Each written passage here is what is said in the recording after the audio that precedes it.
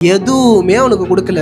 எப்படி அவ்வளோ வைராக்கியமாய் ஆண்டுடைய வார்த்தைக்குள்ள தாவிது இருந்தான். என் அம்மா எப்படி உங்க சேவிச்சாங்களோ அதே மாதிரி நான் என்ன பண்றேன். இன்னைக்கு நான் உங்களுக்கு சொல்றேங்க, உங்க பிள்ளைக்கு நீங்க எதை தருகிறீர்களோ இல்லையோ, சத்திய வசனத்தின் மேன்மையை சிறு வயதுல உன் பிள்ளை வளரும் போது அவனுக்கு நீங்கள் போதித்து அவனுடைய இருதயத்தில் அதை கிறுக்கி வைப்பீங்கன்னா அவன் உண்மை உள்ளவனா இருப்பான்.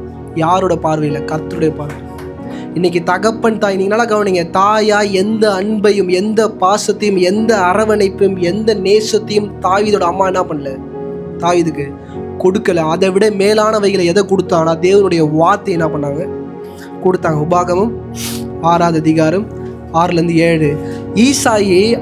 ஈசாயி எதை கட் பண்ணானா, பாசத்தை நேசத்தை அன்பை பராமரிப்பு என்ன பண்ணார், தாய்கிட்ட இருந்து கட் பண்ணாரு. ஆனால் அந்த தாய், நீ இது எல்லாத்தையும் நீங்கள் கட் பண்ணிட்டப்பா, ஆனால் என் பிள்ளைக்கு நான் ஒன்று என்னால் கொடுக்க முடியும், தேவனுடைய வார்த்தை என்ன பண்ண முடியும், கொடுக்க முடியும். அம்மா கிட்ட இருந்து அவனுக்கு கிடைச்ச ஒரே ஒரு காரியம் என்ன தெரியுமா, ஆண்டோட வார்த்தை மட்டும்.